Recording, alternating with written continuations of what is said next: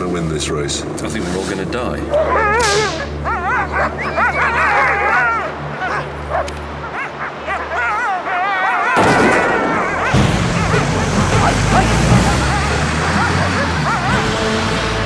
Let's go to the pole. Go. I can't believe it!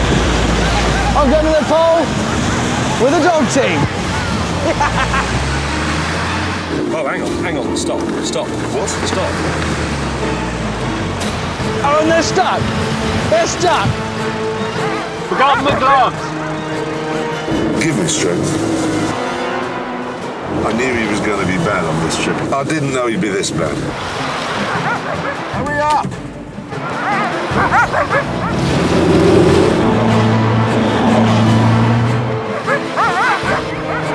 I'm going now. Here we go. Yeah!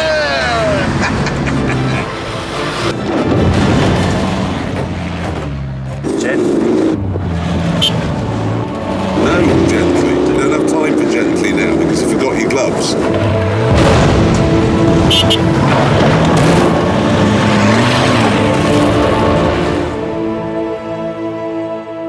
So here we are, going further north than any car had ever been before. Riding on a thin crust of ice over an ocean 1,500 feet deep.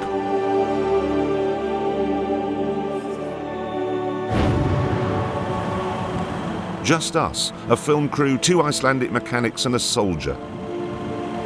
An insignificant 9-man blot in the pristine white vastness.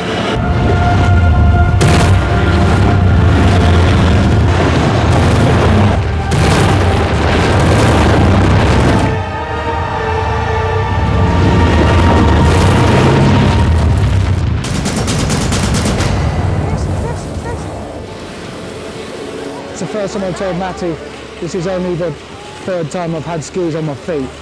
It's really hard. I know, okay, lots of people ski these days, but I grew up in Birmingham.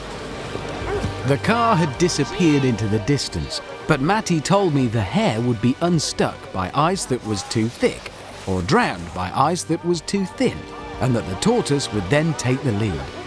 I wasn't so sure. Oh, hell. Oh,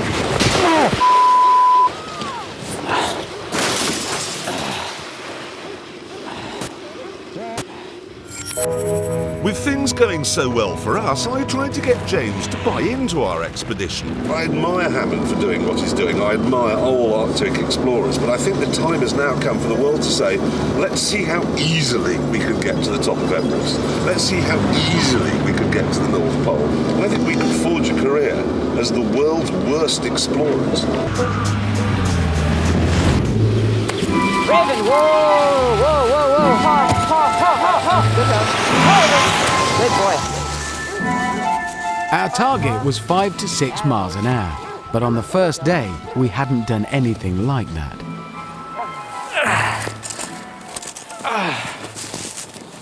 Been on the go 10 hours. We've done 36 miles. Not good. Not good news. Problem is, we're standing on sea ice. It means it's got salt in it. It's incredibly grippy. The sledge can hardly move. I've been skiing for about 9.5 hours of those 10. I'm broken. With us, of course, things were more civilised. As you know, what I'm trying to do with this mission is prove that Arctic exploration needn't be tough. Which brings me on to the delicate question of number 2s. You see, what a traditional polar explorer would do is simply go out there and squat down, like an animal. What I've done, though, is fitted this bumper dumper into the tow bar attachment, and now I'm going to try it out. Oh, that's nippy. James, meanwhile, was on guard duty. James, are you showing off, or are you actually looking for bears over there? Because I can't run.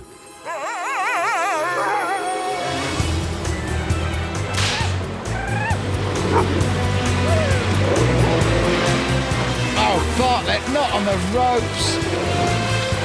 Matty? Yeah? How many poos a day do these dogs need to have?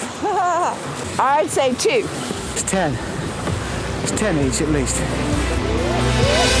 Sometimes I'd look forward to the sledge bogging down so I could get out of the poo stream and run alongside. Ziggler, take it up. Meanwhile, James was breaking out the 11s. Chocolate bars. What can I? Oh, chocolate, yes. Look, that one's called Big. I'll have a... Have a Big. Now, we should say, if you're watching this is not just gluttony. We genuinely have been told by experts that if you are trekking across the Arctic, you need 5,000 calories a day, so we're not really too happy to shove that much in. I'm not certain, when they told us that we needed 5,000 calories a day, that we would in a slightly warm car sitting down, but better to be safe.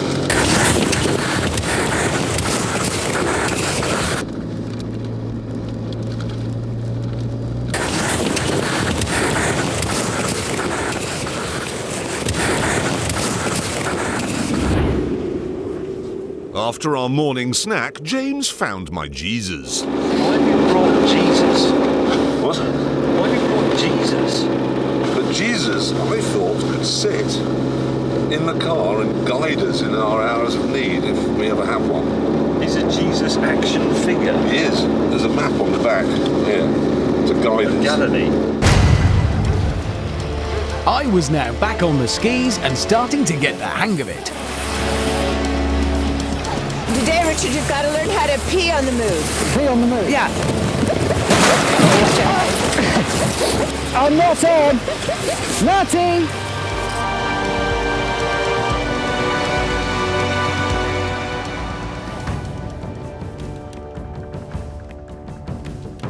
We, meanwhile, had reached the vast, uninhabited wilderness of Bathurst Island and were going, if anything, even faster.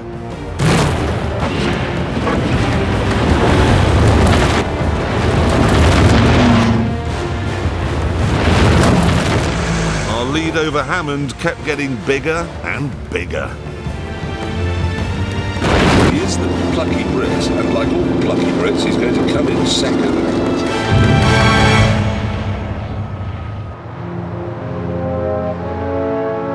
I was now over 50 miles behind, but Matty had come up with a plan.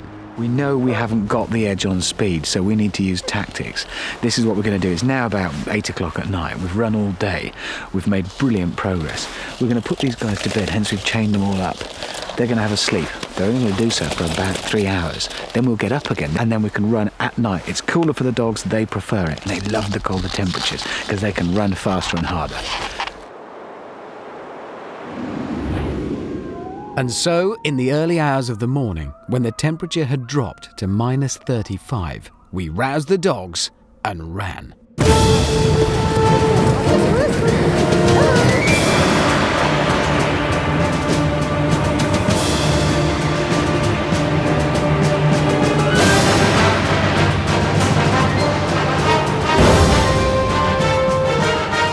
The silence is beautiful.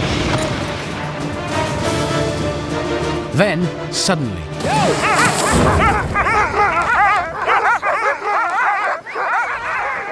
Well, I think they caught our scent earlier on in the day, followed our tracks, but whether or not it's just hanging around and has picked up the scent now as it comes downwind. as I was pinned down by the bear, Team G&T were getting underway. Clarkson! I know it's you, you insufferable oaf. I'm on the bloody throne.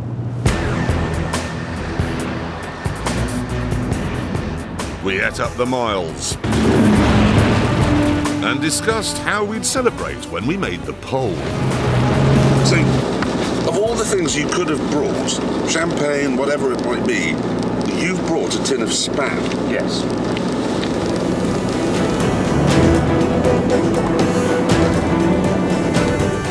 And then we too encountered a bear. Oh, it's got babies! Sweet! Not being Attenborough, I couldn't think of anything else to say. So we set off, and with a bit of divine guidance... I am the vine, you are the branches. If a man remains in me, and I in him, he will bear much fruit. We made it uneaten to the other side of the island. It's very beautiful. I mean, look at that. It's not bad, is it? Absolutely astonishing.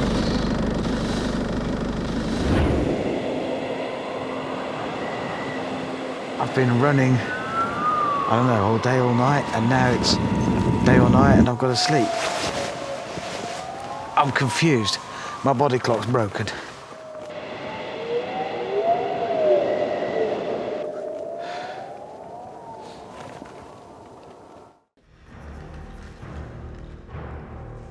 This is the result of our endeavours.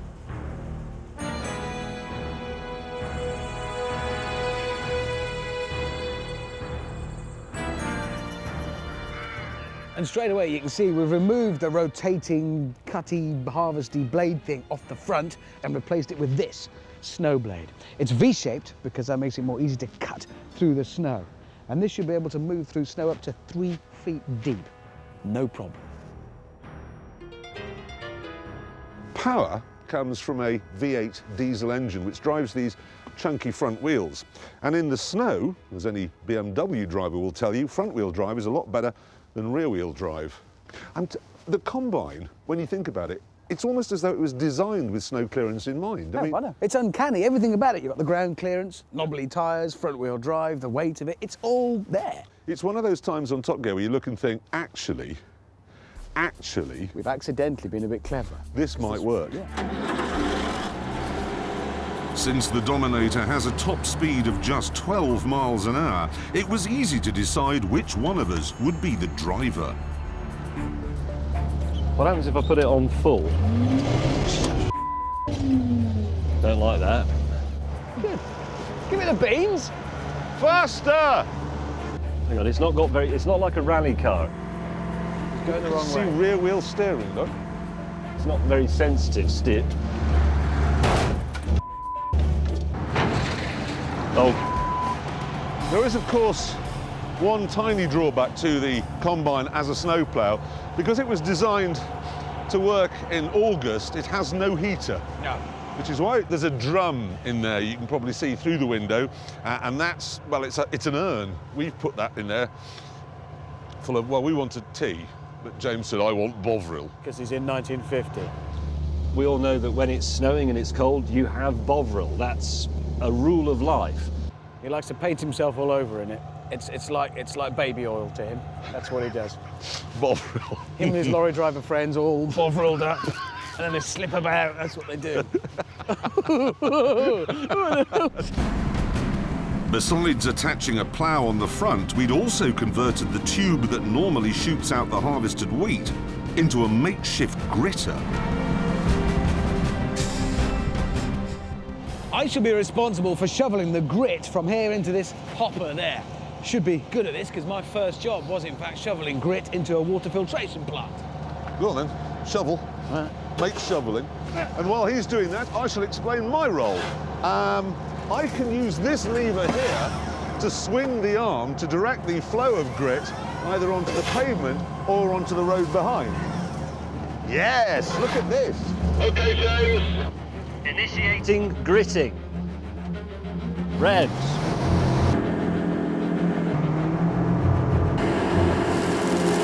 Yes! And there was grit! We've made a gritting machine!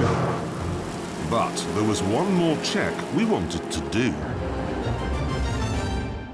You know what it's like when you're following a gritting lorry on the motorway and there's that you think, oh no, it's turning my car into a DeLorean. Yeah, exactly. So to make sure this isn't too powerful, we've got Hammond in a car who's just going to come in here. We're going to do a little experiment, fire the gritter at it, make sure it doesn't actually take the paint off. Okay? You're right, sideways, won't it? Yeah, yeah. OK, James. Engage. Initiating gritting. Oh, God, stop it, James! There's been a problem! Make it stop! Gritting ceased. Apart from the fact the grit would kill the occupants of any car it hit, we felt the Dominator was ready to start work. But there was a problem.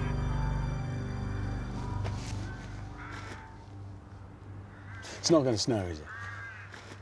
With crossed fingers, we tuned into the weather forecast. Good afternoon. We're going to see a change in our weather later on this week. Temperatures really starting to climb, things heading much milder. We've had a fair bit of cloud around already. Good evening. Well, the good news is there's absolutely no sign of the cold air returning in the near future. It's a very mild outlook. The reason we've got all this warm air is pumping up from the tropics. What is he? Oh, all right. He doesn't know He doesn't rub it in, does he? He sounds all gleeful about it. So if the snow wouldn't come to the Dominator, we would take the Dominator to the snow.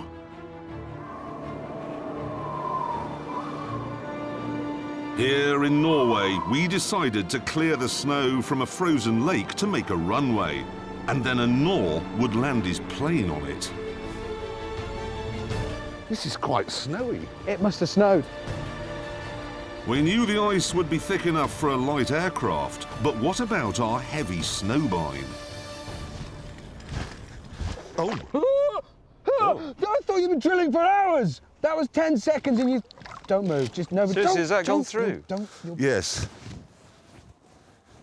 The Norwegians actually have a chart to say how much weight you can put on various thicknesses of ice. So how thick is it? 45 centimetres. So it's, well, say 50. Now, let's say 40. Well, it's 45. So 50 centimetres of ice, 12 tonnes. Combine's more than the 13 tons. tonnes. It's 13 tonnes. So we can't do it. Well, it's only a ton over. Bravely, Hammond and the optimistic Jeremy decided not to be on board as I gingerly drove the snowbine out of the woods. Bloody big, this thing. Towards the ice. 3 yards to the lake. This is it. I don't like that noise.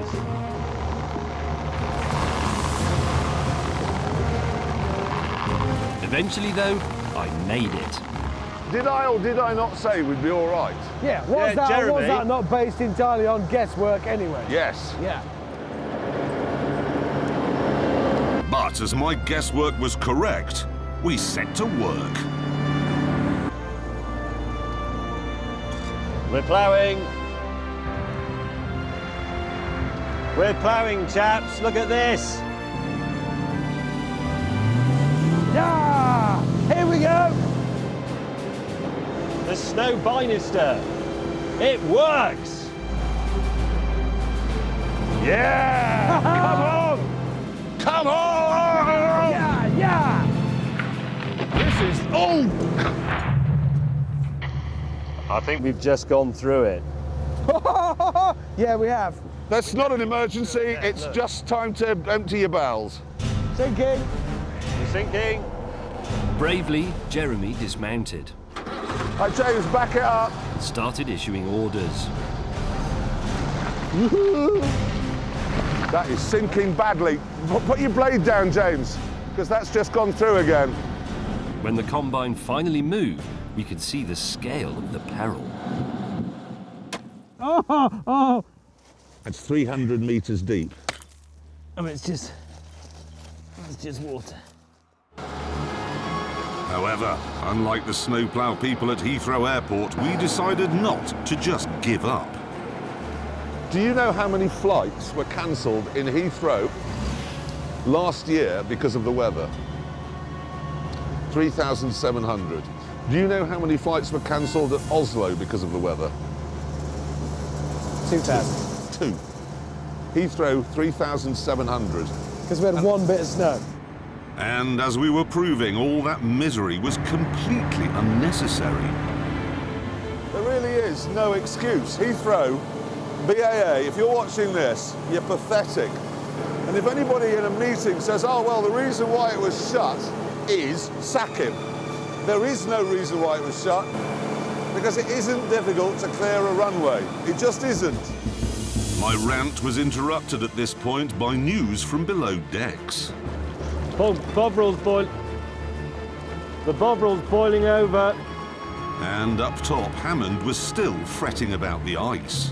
Oh my God. That's another crack there, look. Yeah, big one. When we go through, it's going to be worse for him. Oh, God, yes. Because he will be pawing at the glass, desperate. Right now, though, he was pawing at the steering wheel. James! James, stay right, you idiot! Stay right! It's a straight line we're looking for. Yeah, I think this will be a tricky landing, actually, James. It got into a tank slapper. Look where we're pointing. James, the trees indicate land. Eventually, though, James mastered the rear wheel steering. I'm waiting to look behind us and see a runway, complete with lights and everything. That isn't happening, but it's not bad, look. And pretty soon, the runway was finished. So we pulled over and radioed the pilot, giving him permission to land. It's not the smoothest runway. No, but there's less snow on it than there was. It is smooth enough, isn't it? Well, we're about to find out. Here he comes.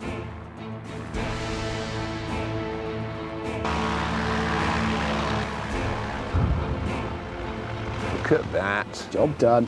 Ladies and gentlemen. We did that. We did that. How about that? Sadly, though, our celebrations were premature. Oh my God. Yeah, that is quite bumpy. It's crashed. He has pretty much crashed there. At a time like this, there's only one thing a man can do. Right, quick, go. Just get in, go. Right, James, run.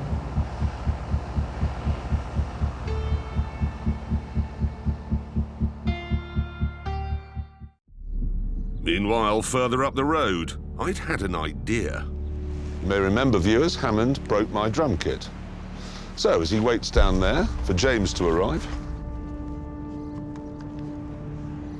Oh, God. What if it were to go down the hill? Very funny. Oh, no! Oh, my God! Oh, I'm sorry. Well, what do I do now? May's here. Oh, joy! Did you break my drum kit? Yes. Have you got a cold car now? No, not cold. I'm going to die. Fantastic. Driving a car that terrible, that old. It's used Targa roof. Yeah?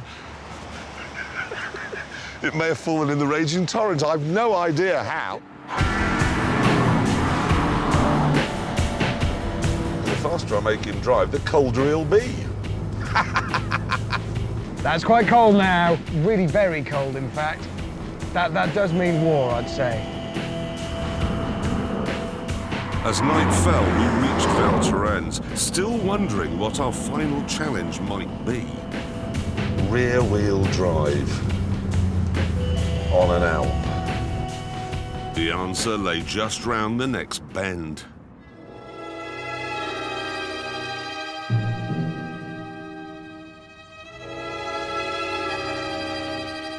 Is that an ice driving track? It was, and the next morning the producers had entered us for a race on it.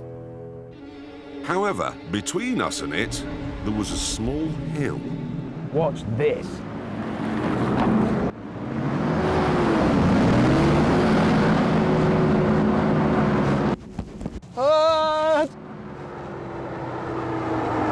And there he is. Using Top Gear logic, I applied even more speed. Oh dear, no, that's not gone at all well. Eventually, some locals helped us onto the track, where we decided to get some practice. Easy. Gentleness is the... Oh, It was unbelievably slippery. Oi! Thank you! He's pushing me up with his wing mirror. Get off my racing line! You blithering idiot! Don't keep doing that to me! How is this slowest racing? It's just fighting! It's just not racing. No! Oi, do you mind? I don't hit the marina! 10 minutes later, we stormed into the first corner. Yes, I'm winning! I'm winning! Get out of the way! I'm not winning! This doesn't work. It's impossible. it's a very slow accident in slow motion. Could we get We'll have to snow modify. tyres? Right, yes. Spiky things? Yes, snow tyres and modify. We were towed to the pits where we fitted spiked tyres, roll cages. I can't drive like this. And because it was a race, some sponsorship decals. Oh, I mean, bother. No! Does anyone have a hammer? The next morning, Val Thorens basked in glorious alpine sunshine. Actually, it didn't, because this is some film from the tourist board. For us, it looked like this.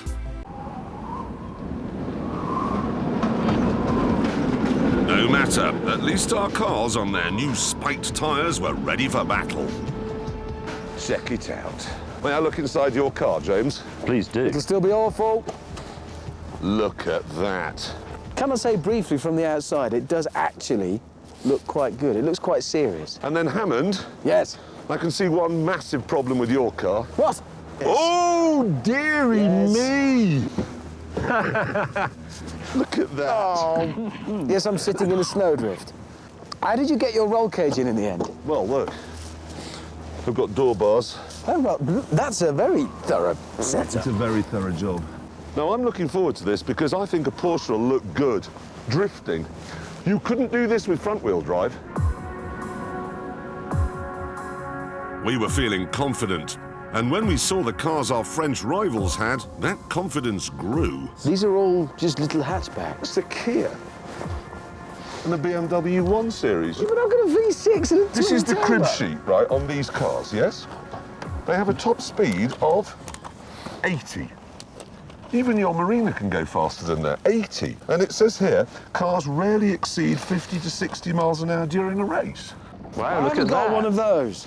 Did you fit one of those on your Marina? Or the screen wiper on the side window? They're obviously expected to go sideways with their wayward... Look at that! With their wayward handling. The other drivers, including a youth and an old bloke, didn't look like much of a threat either. But then I spotted a familiar face. Where? Yeah, it's Olivia Panis. What, the designer? Please tell me you've heard of Olivia Panis.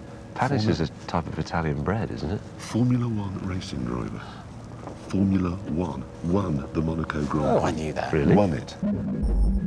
I suppose it's a bit unfair to ask for tips when we're going to thrash you, but what would you say we had to do to not hit things? Well, it's quite hard because this car is four-wheel Four-wheel drive? turning, drive and turning. The rear wheel also turning. Oh. It's mean to turn the car much quicker. Like yours? Yeah. It's very, very sporting of you to let us bring Porsche, Nissan 300ZX. I mean, much more powerful cars. And the Morris, And the yes. Morris. It's very like sporty. bringing, well, frankly, longbows to a bow and arrow fight. Yeah, it is. Thank you very much. I thought you were going to say something really inappropriate there. I did one. I mentioned Agincourt once, but I think I got away with it. With our romper suits on, we lined up for the 10-lap race.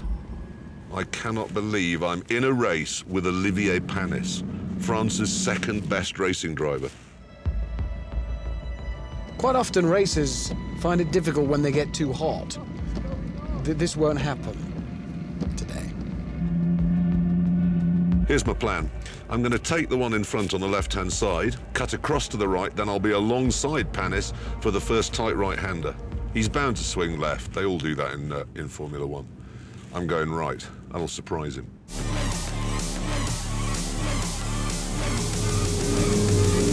Here we go. We're off! They may have got away from us a bit there. How did they do that? It turned out they weren't crummy hatchbacks. They were mid-engine rocket ships. So immediately we were lapped. Oh, God. Oh, God. Sorry. And then immediately we were lapped again. Help! How many other cars were help me? This wasn't Agincourt. This was the Battle of Hastings. He's taken me. He's taken me. He's taken me as well. That's right, put me in there. No, really, help yourself. We're being humiliated. You! cheese-eating, sideways monkeys. Olivier Panis found the Morris particularly annoying. What is this box? What is this car? A Morris? Ow, ow!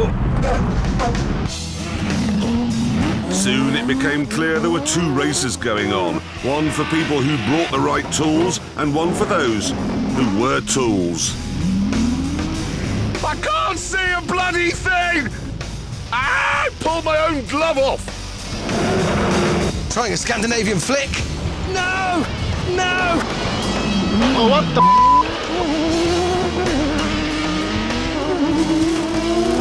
Okay, that's them going past. That was that Oliver Pina's man again. A big lapped again! To make matters worse, Hammond had turned our race into a grudge match. Yo! What the hell? Ha ha ha! That's for throwing my roof away, you fool! You going off? You going off? No! No! Unfortunately, as we knocked 7 bells out of each other... Sorry, mate. What are you doing? Why are you doing this to me? James was sneaking up from the rear. Power.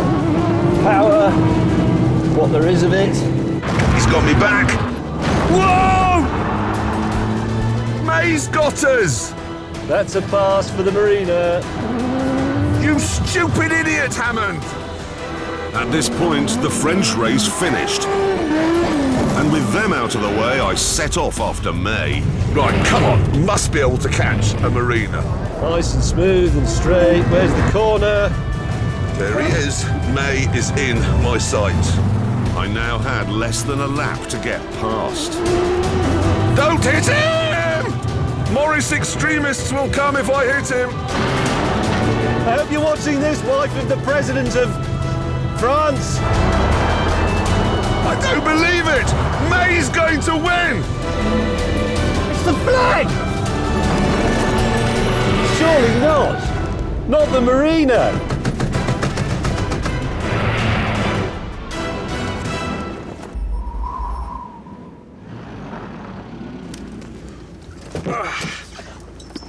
I believe I won. Hammond, you idiot! You threw my roof away, and as a result, the inside of my windscreen froze up midway through the race. Every time I ran a corner, there was this wildly fishtailing Datsun. Every time I went smoothly round a corner, there was some idiot in a multi-blue Porsche ramming me and sticking me in the ditch. I believe this is what's known as racing drivers' excuses, isn't it? No, I'll tell you what I believe. What? I believe that as a result of our... exuberance. revenge... Yes. We must now conclude that the best rear-wheel drive car that money can buy is the Morris Marina. Yes! And do you know what? What? I think the Morris Marina Owners Club are going to be thrilled with that. I think it will finally make amends. They'll forgive us. They will, finally. Finally.